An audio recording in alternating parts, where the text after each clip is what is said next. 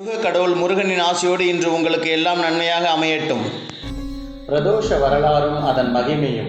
வடக்கில் காசியம்பதியில் அருளாசி புரிந்து வரும் ஸ்ரீ காசி விஸ்வநாதனும் ஸ்ரீ விசாலாட்சி அம்பிகையும் தென்னாட்டில் உள்ள மக்களுக்கும் நன்மைகள் புரிவதற்காக சிவகாசி மாநகரில் வீற்றிருந்து நல்லருள் புரிந்து வருகிறார்கள்.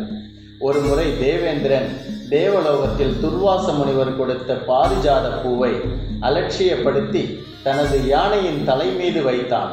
அந்த யானையும் அந்த மலரின் மகிமை அறியாது அம்மலரை உங்கள் பொன்னான கைகளால் எங்களுடைய உழைப்புக்கு கருணை காட்டி லைக் பண்ணுங்கள், சப்ஸ்கிரைப் பண்ணுங்கள், ஷேர் பண்ணுங்கள், பெல் பட்டனை கிளிக் பண்ணுங்கள். அப்போ தான் நாங்கள் போடுற புதிய வீடியோ உங்களுக்கு ஒரு நிறைய நல்ல விஷயங்களை உங்களுக்கு கொடுக்கறதுக்கு ஒரு ஊண்டுகோலாக இருக்கும். ஒரு நிமிஷத்துக்கு மேலே உள்ள வீடியோ எங்கள் சேனலுக்குள்ளே போய் பாருங்கள். அறியாது அம்மலரை தரையில் போட்டு காலால் தேய்த்தது.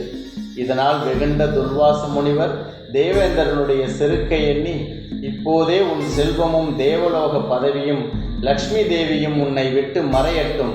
உன் அகம்பாவத்தால் நீ பூவுலகம் சென்று மனிதர்களைப் போல பிறப்பு இறப்பு என்ற மாயையில் சிக்கி உழல்வாயாக என்று சாபமிட்டு சென்று விட்டார். முனிவரின் சாபத்தினால் செல்வத்தை எல்லாம் இழந்த தேவேந்திரன் பித்து பிடித்தவன் போலானான். தேவலோகம் களை இழந்தது. லக்ஷ்மி தேவியும் பார்க்கடலில் சென்று மறைந்தாள். அசுரகுருவான சுக்கராச்சாரியார் இறந்தவர்களை பிழைக்க வைக்கும் சஞ்சீவினி மந்திரத்தை அறிந்தவராதலால் அசுரகுருவின் ஆதிக்கம் மிகுந்தது. அசுரர்கள் பலம் ஓங்கியது. அசுரர்கள் தேவர்களை துன்புறுத்தி அவர்களுடைய மனைவி மக்களையும் கொடுமைப்படுத்தினார்கள். அசுரர்களின் கொடுமை தாழாமல் தேவேந்திரன் தேவகுருவான பிரகஸ்பதியிடம் சென்று நடந்ததை கூறினான். அவரும் வருத்தப்பட்டு உடனே தேவர்களோடு சென்று பிரம்மனிடம் முறையிட்டார்கள். பிரம்மதேவனும் மகாவிஷ்ணுவிடம் முறையிட அனைவரும் சேர்ந்து பார்க்கடலை கடைய வேண்டுமென்று மகாவிஷ்ணு யோசனை கூறினார். உடனே அனைவரும் ஒன்று கூடி மந்திரமனையை மத்தாக நட்டார்கள். சந்திரனை அடைத்தூணாக்கினார்கள். அஷ்டநாகங்களும் ஒன்றாகிய வாசுகி என்னும் சர்ப்பத்தை கயிறாக பூட்டினார்கள். மகாவிஷ்ணு ஆமை உருவெடுத்து மந்திரமனையின் அடியில் தாங்கி நின்றார். தேவர்கள் வாசுகியின் வாளையும் அசுரர்கள் தலைப்பகுதியையும் பிடித்து கொண்டு தசமி திதி என்று காலையில் பார்க்கடலை கடைந்தார்கள். வாசுகியானது உடல் வருத்தம் தாழாமல் பதைத்து நாத்துடித்து அடுத்த நாள் ஏகாதசி திதி என்று தனது 1000 வாய்களால் தனது விஷத்தை சிந்தியது. அந்த விஷம் ஆழகால விஷமாக மாறி உலகை அழிப்பது போல் பரவியது. உலகமே இருளடையும்படி இருந்தது. விஷ்ணுவும் அவ்விஷத்தில் எதிரே செல்ல முற்படும் போது அவ்விஷம் அவருடைய மேனியையும் கரிநிறமாக்கியது. அவரும் எதிர் நிற்க அஞ்சினார். அதன் பிறகு எல்லோரும் திருக்கைலாயம் சென்று நந்தி தேவரின் அனுமதி பெற்று பகவான் சிவபெருமானிடம் தஞ்சம் புகுந்தனர். மகாதேவா, உங்களுடைய கட்டளை இல்லாமல் பார்க்கடலை கடைய முற்பட்டோம். அமிர்தத்தை பெற எண்ணி விஷத்தை பெற்று நிற்கிறோம். அவ்விஷத்திலிருந்து எம்மை காக்க வேண்டும் என்று சிவபெருமானிடம் விண்ணப்பித்தனர். சர்வேஸ்வரனான சிவபெருமான் அந்த ஆழகால விஷத்தை எடுத்து தன் திருக்கரத்தில் வைத்து கொண்டு, ஓ தேவர்களே, இதை யாம் உண்ணவா அல்லது விட்டுவிடவா என்று வினவினார். தேவர்களும், தேவதேவா, இது தங்கள் திருக்கரத்தில் பட்டதுமே உருவத்தில் சிறுத்து விட்டது. இதை வெளியே விட்டால் உலகம் அழியும். எதிலும் முற்பாகம் உம்முடையதாகையால் முதலில் வந்த விஷத்தையும் தாங்களே உட்கொண்டொருள வேண்டும் என்றும் எங்களது உயிர்களை காத்ததற்கு அடையாளமாக இவ்விஷத்தை தங்கள் கண்டத்திலேயே தரித்தருளல் வேண்டும் என்றனர். பரமதையாளரான சிவபெருமான் அவ்விஷத்தை தனது கண்டத்திலேயே ஒரு நீல மணி போல தரித்து கொண்டார். அது முதல் அவருக்கு நீலகண்டன் என்று பெயர் வழங்கலாயிற்று. பின்பு மீண்டும் பார்க்கடலை கடைய ஆரம்பித்தார்கள். முதலில் வெளிப்பட்ட லக்ஷ்மியை திருமாலும் மற்றவைகளான ஐராவதம், காமதேனு, கற்பகதரு, சிந்தாமணி, கௌஸ்துபமணி, சூடாமணி, உச்சைஸ்வரம் முதலியவற்றை இந்திராதி தேவர்கள் ஏற்றுக்கொண்டனர். ஏகாதசி இரவு முடிந்து மறுநாள் துவாதசி அன்று பார்க்கடலில் இருந்து அமிர்தம் தோன்றியது. அதை மகாவிஷ்ணுவின் தந்திரத்தால் தேவர்கள் மட்டும் பகிர்ந்து உண்டனர். மிர்தம் என்றால் மரணம் என்று பொருள். அமிர்தம் என்றால் மரணமற்ற நிலையாகும். அமிர்தம் கிடைத்த சந்தோஷத்தில் தேவர்கள் ஆடியும் பாடியும் பொழுதை கழித்தனர். அடுத்த நாள் திரியோதசி திதியன்று தேவர்கள் சிவபெருமானை வணங்காமல் வீண் பொழுதை கழித்ததை எண்ணி வருந்தினார்கள்.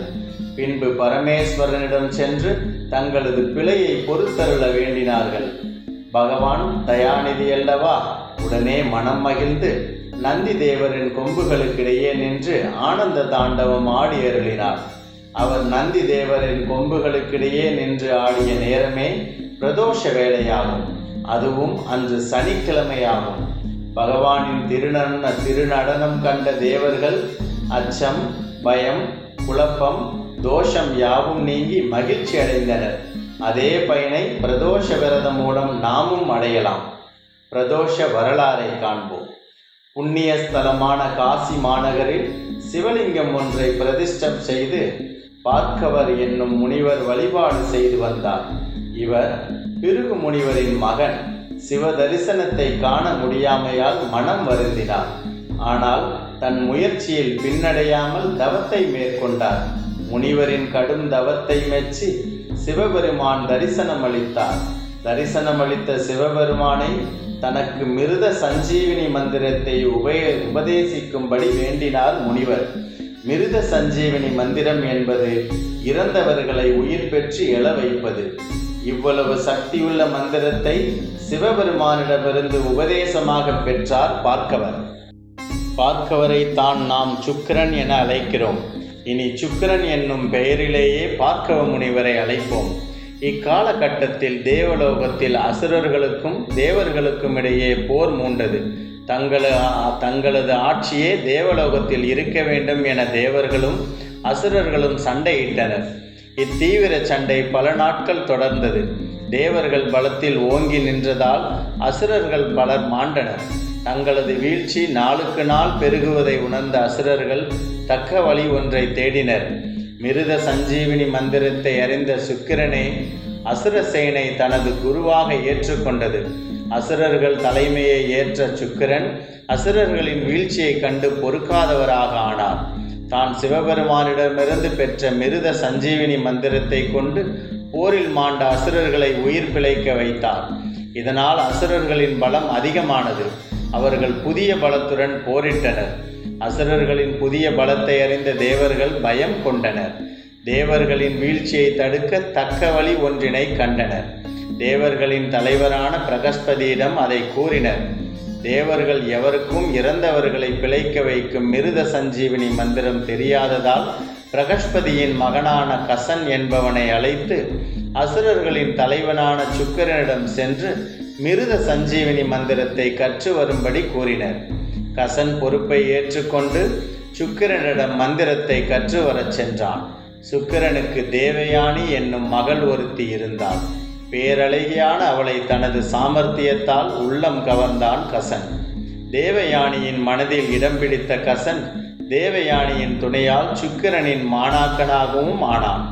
கசன் தேவர்களின் சார்பாக வந்துள்ளான் என்பதை அறிந்த அசுரர்கள் அவனை கொல்ல திட்டமிட்டனர். பல முறைகளில் கசனை கொலை செய்தும் தேவயானி தன் தந்தை மூலம் கசனை உயிர்ப்பித்தாள். தங்களது முயற்சி தோல்வி அடைவதை கண்ட அசுரர்கள் ஒரு முறை கசனை கொன்று தீயிலிட்டு சாம்பலாக்கி பானத்தில் கரைத்து தலைவனான சுக்கிரனுக்கு கொடுத்து விட்டனர். இம்முறையும் தனது காதலனான கசனை உயிர்ப்பிக்க வேண்டினாள் தேவயானி. தன் வயிற்றில் கசன் இருப்பதை அறிந்த சுக்கிரன் கசன் உயிர் பெற்றால் தான் உயிர் துறக்க வேண்டும் என்பதை அறிந்தார். ஆகவே தன் வயிற்றினுள் உள்ள கசனுக்கு மிருத சஞ்சீவினி மந்திரத்தை உபதேசித்தார். பிறகு சுக்கிரனின் வயிற்றை பிளந்து கொண்டு கசன் வெளிவந்தான். தான் கற்ற மிருத சஞ்சீவினி மந்திரத்தால் சுக்கிரனை பிழைக்க வைத்தான். பின்னர் கசன் இறந்து தேவர்களை உயிர்ப்பிக்க ஆரம்பித்தான். இதனால் இரு பக்கமும் சமபலம் உண்டாகியது. போரும் தொடர்ந்தது. மிருத சஞ்சீவினி மந்திரத்தை விட அமுதம் உண்டால் மரணமில்லா பெருவாழ்வு வாழலாம் என்பதை அறிந்த தேவர்கள் பார்க்கடலினை கடைந்து அமுதம் எடுக்க தொடங்கினர். அசுரர்களும் அதில் சேர்ந்து கொண்டனர்.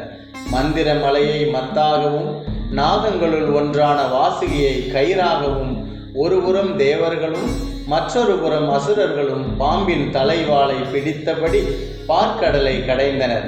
கடையத் தொடங்கிய சில நாட்களில் வாசுகியின் உடல் தேய்ந்து அதனுள் உள்ள கொடிய நஞ்சினை வெளிப்படுத்தியது. ஆழகால விஷமான நஞ்சு வெளிப்பட உலகம் இருண்டது. நஞ்சால் பலருக்கு உடலானது நீளமாகியது. அச்சமுற்ற தேவர்கள் உடன் பிரம்ம தேவனை அழைத்து கொண்டு இந்திரனின் இடத்திற்கு சென்றனர். ஆனால் இந்திரலோகமே விஷமண்டலத்தில் மூழ்கி இருந்ததால் அப்பிரதட்சணமாக சுற்றியபடி வலம் வந்து இந்திரனை கண்டனர். இதனால்தான் பிரதோஷ வழிபாட்டில் சோமகந்த பிரதட்சணம் என்று அப்பிரதட்சண முறை பின்பற்றப்படுகிறது. இந்திரன் எல்லோரையும் அமைதிப்படுத்தி அமுதம் வேண்டும் என்ற ஆசையால் நாம் பார்க்கடலை கடையும் முன்னர் முக்கண்ணனான சிவபெருமானை கலந்து ஆலோசிக்காமலும் துதிக்காமலும் காரியத்தை தொடங்கிவிட்டோம். இத்தவற்றால் தான் இப்போது கஷ்டப்படுகிறோம். ஆகையால் அனைவரும் சிவபெருமானை அணுகி நம்மை காப்பாற்ற வேண்டுவோம் என்றார். பின்னர் தேவர்கள் பிரம்மா எல்லோரும் திருக்கைலாயம் சென்றனர். அங்கு நுழைவாயிலில் நின்று நந்தி தேவரை வழிபட்டனர். இதனால்தான் சிவபெருமானை பிரதோஷ தினத்தில் வழிபடுவதற்கு முன் நாம் நந்தி தேவரை வணங்குகிறோம் என்று தெரிந்து கொள்வோம். பார்க்கடலை கடைந்ததையும் விஷம் வெளிவந்ததையும் கூறி சிவனிடம் தங்களை காப்பாற்ற கோரியும் வந்துள்ள விவரத்தை கூறினர். நந்தி தேவரும் சிவபெருமானிடம் தேவர்கள், இந்திரன், பிரம்மா ஆகியோரது வருகையையும் நடந்தவற்றையும் கூறினர். பின்னர் பிரம்மா முதலிய எல்லோரும் சிவபெருமானை தரிசித்து தங்களை காக்கும்படி வேண்டினர். அடியார்களின் குறைகளை நீக்கி அருளும் பகவானும் காக்க சித்தம் கொண்டு தன் அருகே பணி செய்து கொண்டிருந்த சுந்தரரை நோக்கி ஆழகால விஷத்தை கொண்டு வரும்படி ஆணையிட்டார். அடியவரான சுந்தரர் கட்டளையை ஏற்று வாசுகியாகிய பாம்பின் விஷத்தை ஆழகால விஷம் நாவற்கனி வடிவில் திரட்டி எடுத்து கொண்டு வந்து பரமேஸ்வரனிடம் கொடுத்தார். ஆழகால விஷத்தை கையில் வாங்கி ஈஸ்வரன் அருந்தினார். உடன் அருகிலிருந்த பார்வதி தேவி ஆழகால விஷம் கழுத்திற்கு கீழ் செல்லாதவாறு தன் திருக்கையால் மெல்ல அழுத்தினார். அம்பிகையின் திருக்கரம் பட்டவுடன் ஈஸ்வரனின் கழுத்தில் விஷம் நிறம் மாறியது. நீல நிறத்தில் மாறி கழுத்தில் கருப்பு மணி போல் நின்றது. இதனால் திருநீலகண்டன் என இறைவன் போற்றப்படுகிறார். நஞ்சை உண்டதால் நஞ்சுண்டேஸ்வரன் எனவும் அழைப்பதுண்டு. தேவர்கள் மகிழ்வுற்று ஈஸ்வரனை வணங்கி பல்வேறாக துதித்தனர், போற்றினர். மகிழ்வுற்ற ஈஸ்வரனும் மீண்டும் பார்க்கடலை கடையுமாறு தேவர்களுக்கு ஆணையிட்டார். தேவர்களும் வணங்கி ஈஸ்வரனை துதித்தபடி பார்க்கடலை கடைந்தனர். திருப்பார்க்கடலை கடைந்தபோது அதிலிருந்து லட்சுமி, ஐராவதம் என்ற யானை வெள்ளை நிறமுடையது, காமதேனு, கற்பகதரு, சிந்தாமணி, கௌஸ்துபமணி, சூடாமணி, உச்சைஸ்வரம் என்ற குதிரை முதலியன ஒன்றன் பின் ஒன்றாக வந்தது. இலக்குமியை திருமால் ஏற்க மற்றவற்றை தேவர்கள் ஏற்றனர். தேவர்கள் பார்க்கடலை கடைந்த தினம் ஏகாதசி. அதற்கு மறுதினம் துவாதசி ஆகும். துவாதசி அன்று அதிகாலை அமிர்தம் தோன்றியது. தேவர்கள் அமிர்தத்தை பகிர்ந்து உண்டனர். பின் பலவாறாக சிவபெருமானை ஸ்துதித்து செய்தனர். எல்லாம் வல்ல சிவபெருமானும் தேவர்களின் அன்பால் மகிழ்ந்து பிரதோஷ வேளையில் தன் திருவுரு முன் நின்ற நந்தி தேவரின் இரு கொம்புகளுக்கு இடையில் நின்று அம்பிகையை காணுமாறு திருநடனம் செய்தார். தேவர்களும் அம்பிகையும் சிவபெருமானையும் வணங்கினர். அது முதல் திரையோதசி திதியன்று மாலை நேரம் 4:30 முதல் 7 மணி வரை பிரதோஷ காலமாயிற்று. சிவபெருமானுக்கு மட்டுமே உகந்த இப்பண்டிகை அனைத்துலக ஜீவராசிகளும் தேவர்கள், விஷ்ணு, பிரம்மா என அனைவராலும் ஒன்று சேர்ந்து விரதம் இருந்த பண்டிகை என்ற பெருமைக்குரியது. எனவே உபவாசம் இருந்து பிரதோஷ காலத்தில் சிவபெருமானை பூஜிப்பவர்கள் சகல சௌபாக்கியங்களையும் ஆரோக்கியத்தையும் பெற்று இம்மையிலும் மறுமையிலும் நலமுடன் வாழ்வர் என்பது திண்ணம். நாமும் விரதமிருந்து இப்பிரதோஷ வழிபாட்டினை மேற்கொண்டு எல்லா நலனையும் பெறுவோமாக. நந்தி தேவரை வழிபடுவதனால் என்ன பலன்? சிவபெருமானுக்கு ருத்ரம் என்னும் பெயர் உண்டு. ருத்ரன் என்பதற்கு பொருள் துக்கத்தை விரட்டுபவன் என்பது. ருஹு என்றால் துக்கம், இத்ரன் என்றால் ஓட்டுபவன். ருத்ரம் என்னும் திருநாமம் நந்திகேஸ்வரருக்கும் உரியதாகும். ஆகையால் பிரதோஷ காலத்தில் சிவபெருமானை வழிபடுவதற்கு முன்னர் துக்கத்தை போக்குவராய் விளங்கும் நந்திகேஸ்வரரை வழிபட வேண்டும். தேவர்கள் தங்கள் குறைகளை களைய சிவபெருமானை அணுகும் முன் நந்திகேஸ்வரரை தான் அணுகினார்கள். அதை போன்று நாமும் நம் சிவபெருமானை வழிபடும் முன் நந்திகேஸ்வரரை வழிபடுவதல் அவசியமாகும்.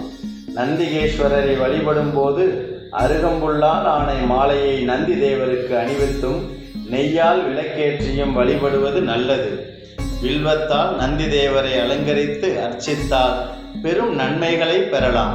இத்துடன் சிவப்பு அரிசியில் வெல்லம் கலந்து நந்தி தேவருக்கு நெய்வேத்தியம் செய்யலாம். நந்தி தேவருக்கு ஏன் முதல் வழிபாடு? வேத கோஷங்கள் ஒலிக்க சிவபெருமான் பார்வதி தேவியுடன் கைலாயத்தில் வீற்றிருந்தார். அப்பொழுது வீணையை மீட்டிக் கொண்டு வந்த நாரதர் சிவபெருமானை வணங்கி, பெருமானே, பூலோகத்தில் மக்கள் அறியாமையால் துன்புறுகின்றனர். அறியாமை இருளால் தங்கள் திருநாமத்தை கூட ஓத மறந்திட்டனர். அவர்களது அறியாமையை தாங்கள் போக்க வேண்டும் என வேண்டினார். உடன் நாரதரது கோரிக்கையை ஏற்ற சிவபெருமான் தான் பூலோகம் சென்று தர்மத்தை காக்கிறேன் என கூறினார். மேலும் நான் வரும் வரை நந்தி தேவன் எனது இடத்தில் இருப்பான். நந்தி தேவன் பக்தியில் என்னை போன்றவன், ஆதியில் அவதரித்தவன். நானே நந்தி தேவன், தர்மமே வடிவானவன். சிவாய நம எனும் மந்திரத்தின் உருவகம் நந்தி தேவனே. எப்போதும் என்னை சுமந்து நிற்கும் நந்தி தேவன் எனக்கு ஈடாக திகழ்பவன். எனவே நந்தி தேவரை வழிபாடு செய்பவருக்கு சிறந்த பக்தியும் நல்ல குழந்தை செல்வங்களும் சகல காரிய சித்தியும் உயர்ந்த பதவிகளும் நல்லெண்ணங்கள் நல்லொழுக்கங்கள் கிடைக்கும். இவற்றிற்கு மேலாக முக்தி எனும் வீடு பேற்றையும் அடைவர் என விளக்கினார்.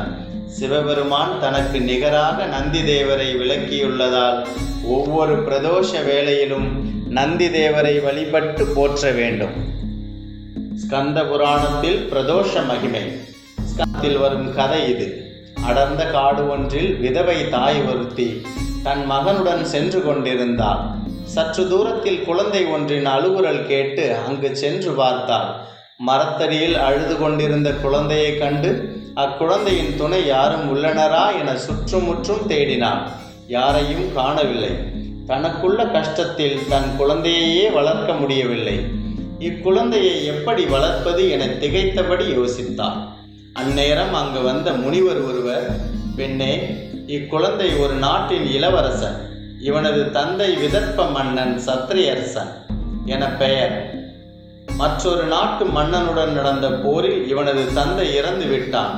உயிர் பிழைக்க எண்ணி இவனது தாய் குழந்தையுடன் தலைமறைவானாள்.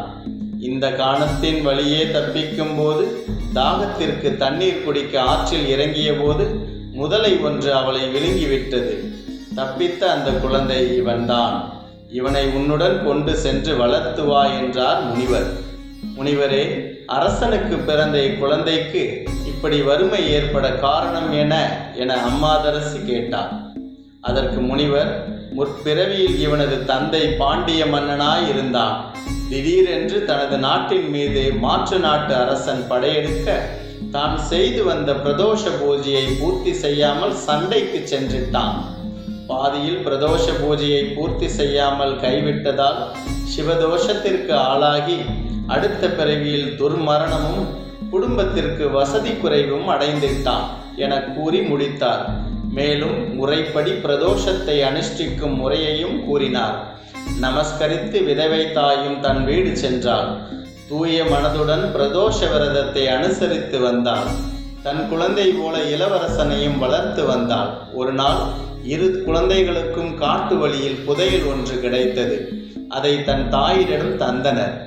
வயது வளர்ந்த அரசகுமாரன் ஒரு தினம் காட்டில் கந்தர்வ பெண் ஒருவரை கண்டான். இருவரும் ஒருவர் மீது ஒருவர் அன்பு செலுத்தினர். கந்தர்வ பெண்ணின் தந்தையும் தன் மகளை இளவரசனுக்கு மணம் செய்வித்தார். இழந்த அவனது நாட்டையும் மீட்டுக் கொடுத்தார். தனது உடன்பிறவா சகோதரனான விதவை தாயார் மகனை மந்திரியாக்கி நாட்டை சுகமுடன் ஆண்டு வந்தான் இளவரசன். சிவ பூஜையையும் பிரதோஷ வழிபாட்டையும் செய்து வந்ததால் பெற்ற பலனை நினைவிற்கொண்டு சிவ வழிபாட்டை தொடர்ந்து மேற்கொண்டான். பிரதோஷ பூஜையில் நாம் செய்ய வேண்டியவை: நந்தி தேவருக்கு அபிஷேகம் செய்யும் போது எண்ணெய், பால், தயிர், சந்தனம், இளநீர், பன்னீர் போன்றவை தரலாம். அபிஷேகம் முடிந்தபின் அருகம்புல், பூ சாற்றிய பின் வில்வத்தால் அர்ச்சனை செய்வது நமக்கு நன்மை தரும். உற்சவமூர்த்திக்கு பூஜையின் போது பால், இளநீர், தயிர், பஞ்சாமிர்தம், சந்தனம் இவற்றினை தரலாம். உற்சவமூர்த்திக்கான பூஜையின் போது நமது அணிகலன்களை, நகைகளை உற்சவமூர்த்திக்கு அணிவித்து தீபாராதனை முடிந்த பின்னர் நகையை அணிந்து கொண்டால் நன்மை பல நமக்கு கிட்டும். நந்தி தேவரது தீபாராதனைக்கு பிறகு மூலவருக்கு நடக்கும் தீபாராதனையை நந்தி தேவரது 2 கொம்புகளுக்கு இடையே பார்த்தால் சகல தோஷமும் பாவமும் நீங்கும். மூலவரது தீபாராதனை முடிந்த பின்பு நந்திகேஸ்வரது காதில் பிறர் கேட்காதவாறு நம்முடைய குறைகளையும் கோரிக்கைகளையும் அவரிடம் கூறுதல் வேண்டும்.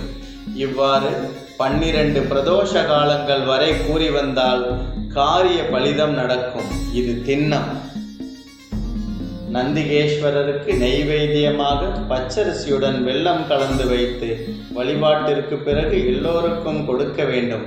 இவ்வாறு கொடுப்பதாலோ அல்லது கொடுப்பதை வாங்கி சாப்பிடுவதாலோ நமது தோஷங்கள் தொலையும். நந்தி தேவர் மற்றும் உற்சவர், மூலவர் ஆகியோருக்கு தீபாராதனை செய்யும் போது இறைவனின் திருநாமங்களையும் சிவபுராண பாடல்களையும் பாடுதல் வேண்டும். இவ்வாறு பக்தியுடன் பாடுவதால் தோஷம், பாவம், கஷ்டம் நீங்கி நன்மை பல பெறலாம். முக்கியமாக பிரதோஷ நாளமன்று உபவாசம் இருந்து கடவுளை வழிபட வேண்டும். தரிசனம் முடிந்த பின்னர் பால், பழம் அருந்தி வெறும் தரையில் படுத்து உறங்கினால் பிரதோஷத்திற்கான முழு பலன் கிடைக்கும். உங்கள் பொன்னான கைகளால் எங்களுடைய உழைப்புக்கு கருணை காட்டி லைக் பண்ணுங்கள், சப்ஸ்கிரைப் பண்ணுங்கள், ஷேர் பண்ணுங்கள், பெல் பட்டனை கிளிக் பண்ணுங்கள். அப்போ தான் நாங்கள் போடுற புதிய வீடியோ உங்களுக்கு வரும். நிறைய நல்ல விஷயங்களை உங்களுக்கு கொடுக்கறதுக்கு ஒரு ஊண்டுகோலாக இருக்கும். ஒரு நிமிஷத்துக்கு மேலே உள்ள வீடியோ எங்கள் சேனலுக்குள்ளே போய் பாருங்கள். பிரதோஷ பூஜையின் பலன்கள். குறைகள் பல உடைய இந்த மனித வாழ்வை நிறைவுடையதாக்கிக் கொள்ளவே நாம் கடவுளை வழிபடுகிறோம். சிவனாருக்கு செய்யப்படும் வழிபாடுகளில் முக்கியமான பிரதோஷ வழிபாட்டால் கிட்டும் பலன்கள் பல பல. நோய் நீங்கி நலம் பெறுவர், கடன் நீங்கி தனம் பெறுவர், துன்பம் நீங்கி இன்ப வாழ்வு பெற்றிடுவர், முக்தி அடைந்திடுவர், பாவங்கள் ஒழிந்து புண்ணியங்கள் பல கோடி கிட்டும், அறியாமை இருள் நீங்கி ஞானம் பெறுவர், மழலை செல்வம் கிட்டும், செல்வச் செழுமை கிட்டும்.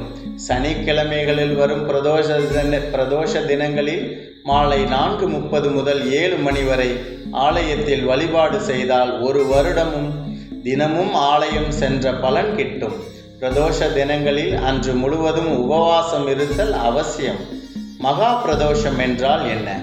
மது, மங்கை, கொள்ளை, பொய் கூறுதல் இவற்றினால் பல்வேறான பாவங்கள் மகாபாதகம் ஏற்படும். இந்த பாதகத்தை துடைத்து நன்னெறி அடைய சனிக்கிழமைகளில் வரும் பிரதோஷ தினத்தன்று முழு உபவாசம் இருந்து பிரதோஷ நேரத்தில் வழிபடுதல் வேண்டும். மேலும் 1 வருடம் கோயிலுக்கு சென்ற பலனும் கிடைக்கும். அபிஷேக பொருளால் விளையும் பலன்கள். பாலை கொடுத்தால் என்ன கிடைக்கும்? நோய்கள் தீரும், நீண்ட ஆயுள் கிடைக்கும். மலர்களை கொடுத்தால் என்ன கிடைக்கும்? தெய்வ தரிசனம் கிடைக்கும். எண்ணெய், தைலம் கொடுத்தால் என்ன கிடைக்கும்? அகவாழ்வு கிடைக்கும். இளநீர் தந்தால் நல்ல மக்கட்பேறு கிடைக்கும். நெய் கொடுத்தால் நமக்கு முக்தி கிடைக்கும். தேன் கொடுத்தால் இனிய சாரீரம் கிடைக்கும். தயிர் கொடுத்தால் பல்வேறு வளமும் உண்டாகும். பஞ்சாமிர்தம் கொடுத்தால் செல்வ செழிப்பு உண்டாகும். பழங்கள் கொடுத்தால் விளைச்சல் பெருகும். சந்தனம் கொடுத்தால் சிறப்பான சக்திகள் பெறலாம். சர்க்கரை கொடுத்தால் எதிர்ப்புகள் மறையும். விரதம் அனுஷ்டிக்கும் முறையை நாம் பார்ப்போம். வளர்ப்பிறை, தேர்ப்பிறை என்ற 2 பட்சங்களிலும் வரும் திரையோதசி திதி அன்று காலையில் எழுந்து நீராடி சிவநாம சிந்தனையுடன் சிவாலயம் சென்று வழிபட வேண்டும். அன்று முழுவதும் உணவின்றி உபவாசம் இருக்க வேண்டும். பிரதோஷ வேளை என்பது மாலை 4:30 முதல் 6 மணி வரையுள்ள காலமாகும். பிரதோஷ வேளையில் சிவலிங்க மூர்த்தத்தை இடவதேவரின் 2 கொம்புகளுக்கிடையே கண்டு வணங்க வேண்டும். 5 எழுத்தை ஜபம் செய்ய வேண்டும். நம் சிந்தனைகளை வேறொரு விதத்தில் சிதறவிடக்கூடாது. சிவபெருமான் பிரதோஷ காலத்தில் இடவதேவரின் 2 கொம்புகளுக்கிடையே உயிர்கள் உய்யும் பொருட்டு திருநடனம் புரிகின்றார். அப்போது சரஸ்வதி வீணை வாசித்தார். இந்திரன் புல்லாங்குழல் ஊதினார். பிரம்மதேவர் தாளம் போட்டார். லட்சுமி தேவி பாடினாள். திருமால் மிருதங்கம் வாசித்தார். தேவர்கள், முனிவர்கள், சித்தர்கள், யக்ஷர்கள், சின்னார்கள், திசைபாலர்கள் முதலிய அனைவரும் வந்து பிரதோஷ காலத்தில் இறைவனை வழிபட்டார்கள். பிரதோஷ காலங்கள் 5 வகைப்படும். அவை நித்திய பிரதோஷம், பக்ஷ பிரதோஷம், மாத பிரதோஷம், மகா பிரதோஷம், பிரளய பிரதோஷம். அனுதினமும் சூரியாஸ்தமனத்திற்கு 3 நாழிகைகளுக்கு முன்னர் நட்சத்திரங்கள் உதயமாகும் வரை உள்ள காலகட்டம் நித்திய பிரதோஷம் எனப்படும் சந்தியா காலமாகும். சுக்லபக்ஷ சதுர்த்தி மாலை காலம் பக்ஷ பிரதோஷம் எனப்படும். கிருஷ்ணபக்ஷ திரையோதசி மாத பிரதோஷம் என வழங்கப்படும். கிருஷ்ணபக்ஷ திரையோதசி ஸ்திரவாரமாகிய சனிக்கிழமை தினம் வந்தால் அதுவே மிகச் சிறப்புடைய மகா பிரதோஷம் எனப்படும். பிரளய காலத்தில் எல்லாம் சிவனிடம் ஒடுங்கும். அதுவே பிரளய பிரதோஷமாகும். இந்த 5 பிரதோஷ விசேஷ காலங்களில் எம்பெருமான ஆனந்த தாண்டவம் புரிந்து அகில லோகங்களுக்கும் அருள் புரிகின்றார். இத்தகைய மகிமை மிக்க பிரதோஷத்த விரதத்தை அனைவரும் அனுஷ்டித்து சர்வேஸ்வரனுடைய அருளை பெற்று சகல சௌபாங்களையும் பெற வேண்டும். இவ்விரதம் அனுஷ்டிப்பதால் பாவம் விலகி புண்ணியம் சேரும். சர்வ சௌபாகியங்களும் தானே வந்து நம்மை சேரும். ஈசனை பிறை அணிந்த பெருமானாக தேவியோடும் முருகனோடும் சோமாஸ்கந்த மூர்த்தியாக தரிசித்து வழிபடுவோர் தேவலோகத்தில் இந்திரனுக்கு சமமாக வாழ்வர். திரிசூலம் தாங்கி 4 கைகளுடன் 3 கண்களுடன் ஏகபாதத்துடன் விளங்கும் ஈசனை ஏகபாத மூர்த்தியாக வழிபடுவோர் முக்தி பெறுவர். இருமுகமும் 7 புஜங்களும் 3 பாதங்களும் உடைய யக்ஷ தேவனாக ஈசனை ஆராதிப்போர் வானுலக பிராப்தி பெறுவர். நந்தியுடன் சிவகணங்கள் ஈசனை பணிந்து வணங்கும் உருவிலே ஆராதிப்பவர் கணங்களுக்கு தலைவனாக விளங்குபவர். ரிஷபத்தில் மதிசூடிய மகேஸ்வரனை தேவியுடன் ரிஷபாருட மூர்த்தியாக பிரதோஷ காலத்தில் வழிபடுவோர் 1000 அஸ்வமேத யாகங்களை செய்த பலனை பெறுவர். மானிட பிறவி எடுத்த பயன் வீணாகாமல் இருப்பதற்கு இப்பிரதோஷ விரதத்தை நமது நித்திய கர்மா போல் அவசியம் அனுஷ்டிக்க வேண்டும். சிவகணத்தவர்களுக்கு தலைவராக விளங்கும் நந்தி தேவர் ஒப்பற்ற பெருமையை பெற்றவர். தர்மமே உருவானவர். சிவாய நம எனும் ஸ்ரீ பஞ்சாட்சர வடிவமானவர். எம்பெருமானுக்கு வாகனமாக இருக்கும் பேறு பெற்றவர். அயன், அரி, இந்திரன், தேவர்கள், முனிவர்கள் முதலியோரால் போற்றப்படுபவர். பிரதோஷ காலத்தில் நந்தி தேவருக்கு நெய் விளக்கேற்றி வெல்லம் கலந்த அரிசியை நெய்வேதிப்போர் அருகம்புல் ஆராதனையும் நடைபெறும் வில்வதளத்தால் அர்ச்சனையும் அலங்காரமும் செய்வர். திருக்கைலை மாமலையில் ஐயன் உமையம்மையுடன் நவரத்தினமணி பதித்த மரகத ஊஞ்சலில் எழுந்தருளுவர். அது சமயம் எதிரிலே காட்சி தரும் ரிஷபதேவரின் மூச்சு காற்று பட்டு ஊஞ்சல் மிக அழகாக ஆடும். இக்காரணம் பற்றிய சிவசன்னதிக்கு முன்னால் நந்தி தேவர் திருத்தோற்றம் அளிக்கிறார்.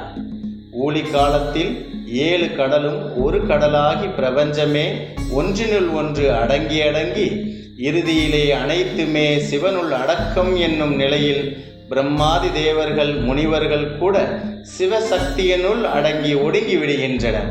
அது சமயம் நந்தி தேவர் மட்டும் எம்பெருமான் திருக்கருணையால் சிவனுள் ஒடுங்காமல் சிவனின் வாகனமாய் விளங்குகிறார். பிரதோஷ வேளைகளில் பரமேஸ்வரன் உலக சக்தி முழுவதையும் தம் வசம் ஒடுக்கி கொண்டு நர்த்தனம் செய்யும் வேளையில் நாம் ஈஸ்வரனை வழிபட வேண்டும். சோமசூக்த பிரதக்ஷணம் என்றால் என்ன? பிரதோஷ காலத்தில் மட்டுமே சோமசூக்த பிரதக்ஷணம் மிகவும் விசேஷமானதாகும். ஆழகால விஷம் தேவர்களை பிரதட்சணமாக சிவன் சன்னதிக்கு போக விடாமல் தடுத்தது.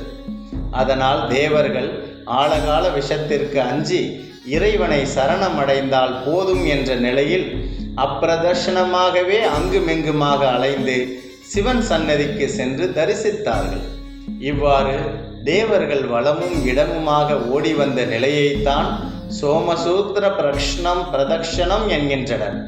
முதலில் நந்தி தேவரையும் சிவபெருமானையும் வழிபட வேண்டும். அடுத்து அப்பிரதக்ஷணமாக சண்டிகேஸ்வரர் சந்நிதி வரை சென்று அவரை தரிசித்து அப்படியே திரும்ப வந்து முன்போல் மந்தி தேவரையும் சிவனையும் தரிசிக்க வேண்டும். அடுத்து வழக்கம்போல் பிரதட்சணமாக அபிஷேக தீர்த்தம் விழும் கோமிகி வரை வர வேண்டும்.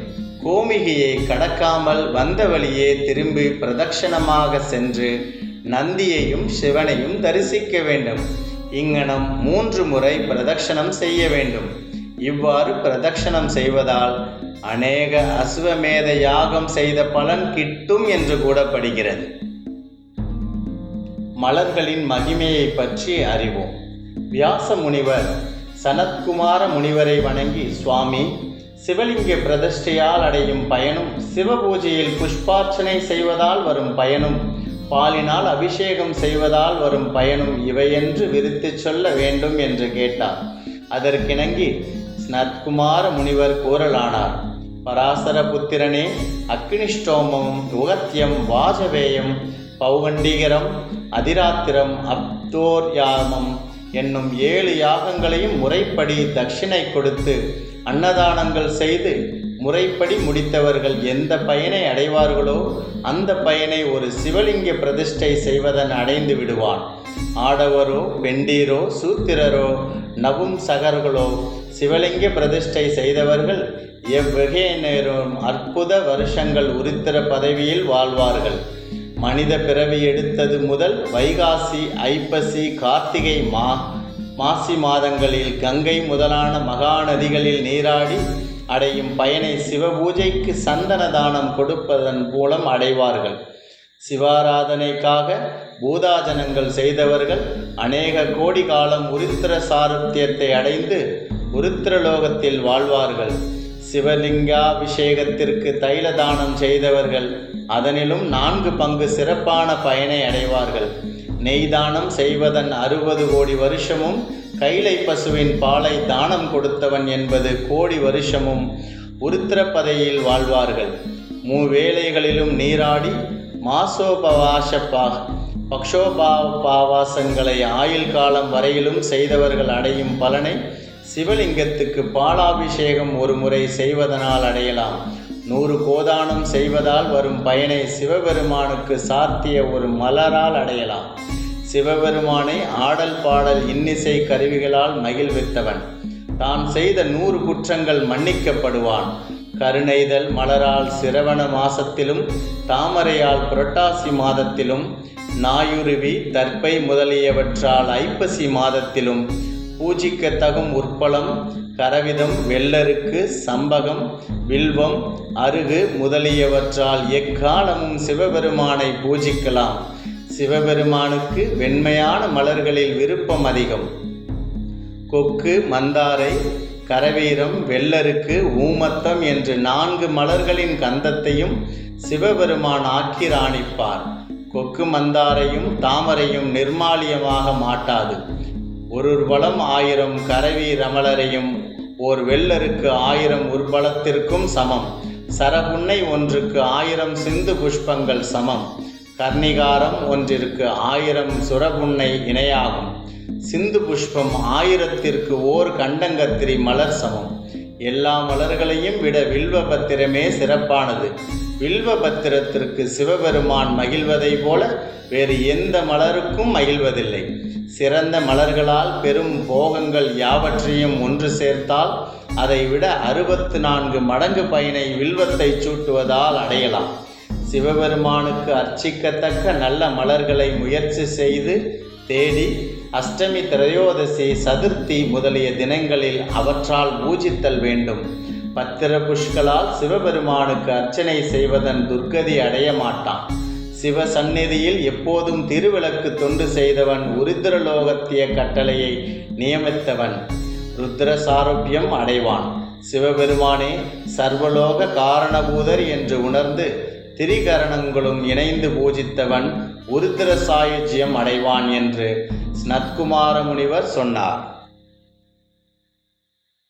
அபிஷேகம் செய்வதால் உண்டாகும் நன்மைகள். இறைவனுக்கு எந்தெந்த பொருட்களால் அபிஷேகம் செய்வதால் என்னென்ன நன்மை கிடைக்கும் என்பதை குறிக்கிறோம். சுத்தமான தண்ணீரால் அபிஷேகம் செய்தால் நினைக்கின்ற காரியங்கள் நிறைவேறும்.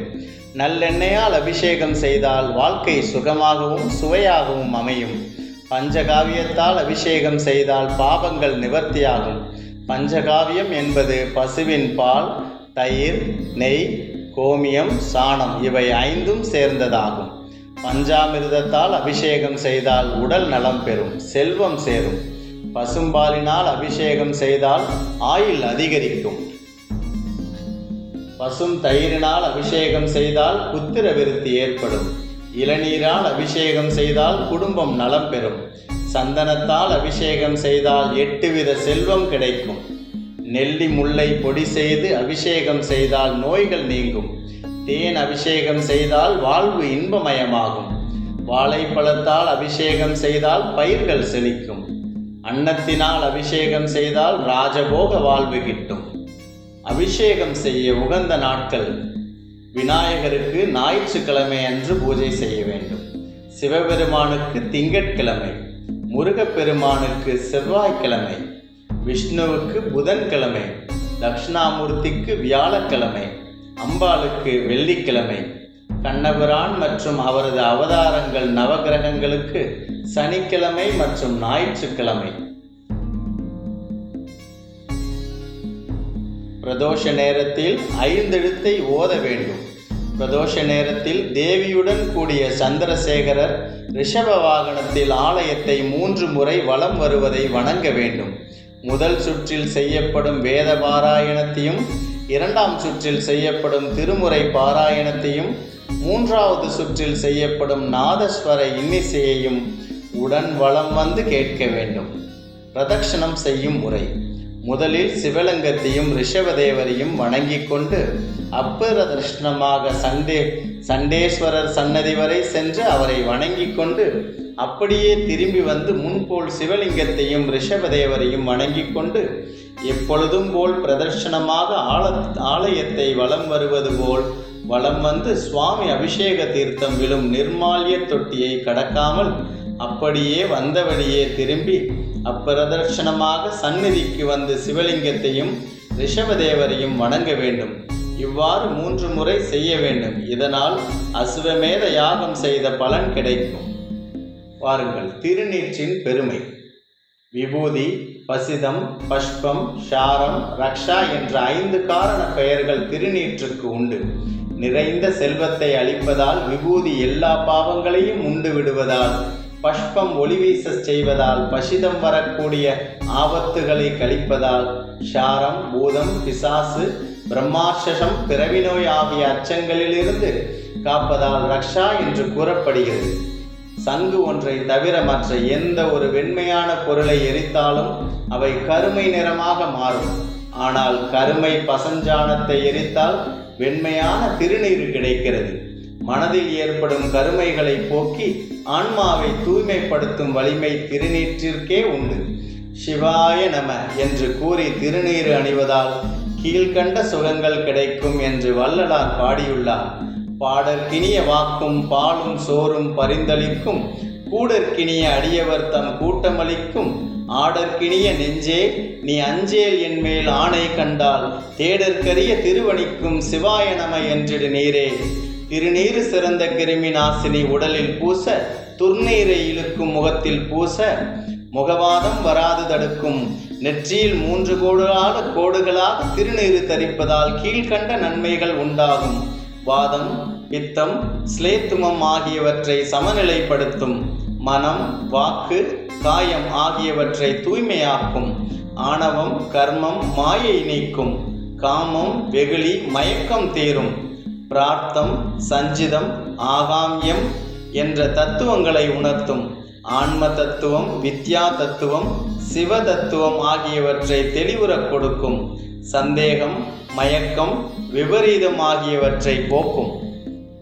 இறப்பு, நிகழ்வு, எதிர்வு ஆகியவற்றை தடுக்கும். காலம், பொருள், தேசம் ஆகியவற்றை தரும்.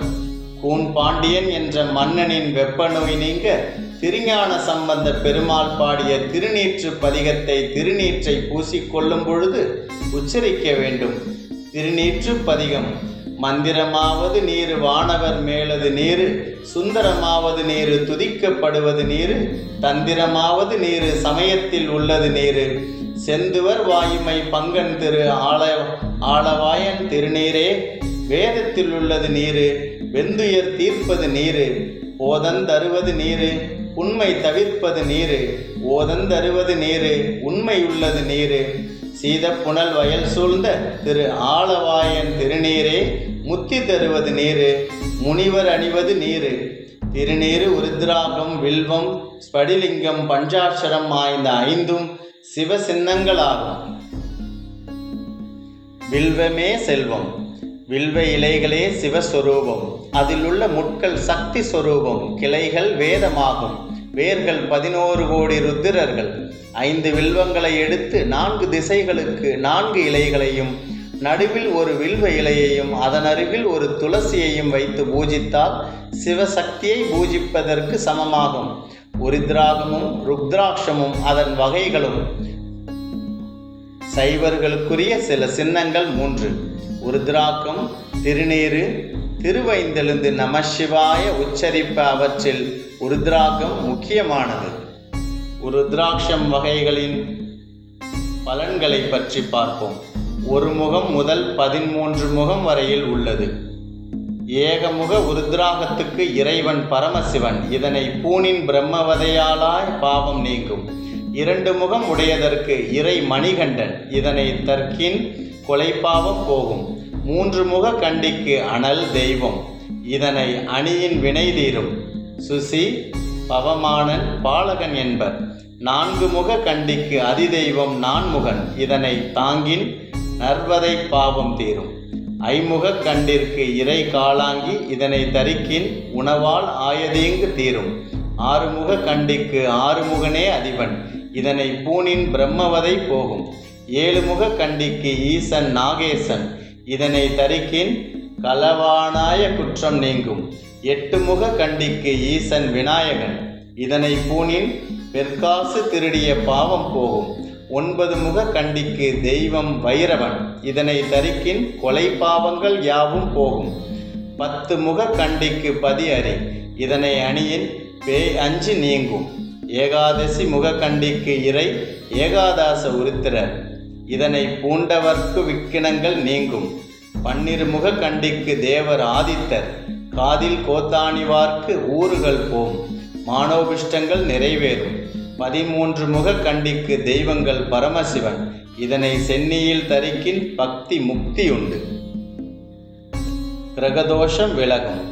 எந்த லக்னத்தில் பிறந்திருந்தாலும் லக்னத்தில் பிறக்கும் பொழுது குரு இருப்பின் அந்த ஜாதகன் ஆயுள் உள்ளவரை பிரதோஷகால சிவபூஜை செய்ய வேண்டும். ஜனன ஜாதகத்தில் 5ஆம் இடம் புத்திரபாவம் பலமிழந்து காணப்படினும் 5இல் ராகு கேது போன்ற கிரகங்களும் குரு கிரகமும் பலமிழந்து இருந்தாலும் வம்ச விருத்தி ஏற்படாமல் இருக்கும். விவாகமாகி 5 ஆண்டுகளுக்கு மேல் ஆகியும் குழந்தை இல்லாமல் இருப்பவர்கள் ஸ்ரீ தட்சிணாமூர்த்தி அஷ்டகத்தை வியாழக்கிழமைகளில் மாலை 5 மணி முதல் 7 மணி வரை 9 தடவை பாராயணம் செய்தால் பலன் கிட்டும். பூவும் நீரும் சிறந்த சிவபுண்ணியம். மணவாக்கு கெட்டாது மகேசனை பூவும் நீரும் கொண்டு வழிபட வேண்டும். பூவும் நீருமாகிய படைகளை கொண்டே மரளியை வென்றவன் மார்க்கண்டேயன்.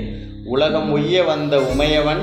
உபய சரணார விந்தங்களை நினைப்போர்க்கு ஒருபோதும் தீங்கு வராது. சிவனின் திருமேனியில் சந்தன காப்பு பொருத்தி குளிர்வித்தால் உலகில் உள்ள எல்லா உயிர்களையும் குளிர்விப்பது போல் ஆகும். கஸ்தூரி, கோரோசனை, குங்குமப்பூ, பச்சை கற்பூரம் முதலான நறுமண பொருள் கூட்டி இறைவனுக்கு ஒரு முறை சந்தன காப்பு செய்தவர் தேவ வருடத்தில் கோடி வருடம் சிவலோகத்தில் இன்புற்றிருப்பர். ஈசனுக்கு பிரீதி. துரோண புஷ்பம் எனப்படும் தும்பை புஷ்பம் ஈசனுக்கு மிகவும் பிரீதியானது. அப்பைய தீக்ஷதர் ஆத்மார்ப்பன் சுதியில் அர்க்கத்ரோண பிரப்ரதி குஷுமை அர்ச்சனம் தேவிதேயம் பிராப்யம் தேன சம்ரகர பலம் மோக்ஷம் சாம்ராஜ்ய லக்ஷ்மி என்று குறிப்பிடுகிறார். இதன் பொருள், பரமேஸ்வரா, உன் மேலே எருக்கையும் தும்பையும் அர்ச்சனம் செய்துவிட்டால் போதும், அது மோக்ஷ சாம்ராஜ்யம் என்ற பரமசேஷையை கொடுக்கிறது என்பதாகும். சிவனை 10 கோடி மலர்களால் அர்ச்சிப்பவன் ராஜயோகம் அடைவான். 5 கோடி மலர்கள் அர்ச்சித்தால் முக்தி பெறுவான். 1 கோடி மலர்களால் அர்ச்சித்தால் ஞானம் பெறுவான். 1/2 கோடி மலர்களால் அர்ச்சித்து மிருத்யுஞ்ச மந்திரத்தை 5 லட்சம் ஜபித்தால் சிவன் பிரதட்சணம் ஆவான். லக்ஷ்ம அருகம்புல் அர்ச்சித்தால் தீர்க்காயுள் ஏற்படும். லக்ஷம் கருவூமத்தை அர்ச்சிப்பன் புத்திரப்பிராப்தி கிடைக்கும். லக்ஷ்மம் கரவீர புஷ்பத்தால் அர்ச்சிப்பின் சர்ம ரோகங்கள் நிவர்த்தியாகும். லக்ஷ்மம் மல்லிகை அர்ச்சிப்பின் அழகிய மனைவி கிடைப்பாள். 50,000 மலர்களால் அர்ச்சித்தால் ரோகம் நிவர்த்தியாகும். 12,500 மலர்களால் அர்ச்சிப்பின் கல்வி கேள்விகளில் சிறந்தவனாவான். 10,000 மலர்களால் அர்ச்சிக்க சத்ருபயம் நீங்க பெறுவான் என்று சிவபுராணம் கூறுகிறது. நன்றி, வணக்கம். லைக் பண்ணுங்க, சப்ஸ்கிரைப் பண்ணுங்க, சப்போர்ட் பண்ணுங்க.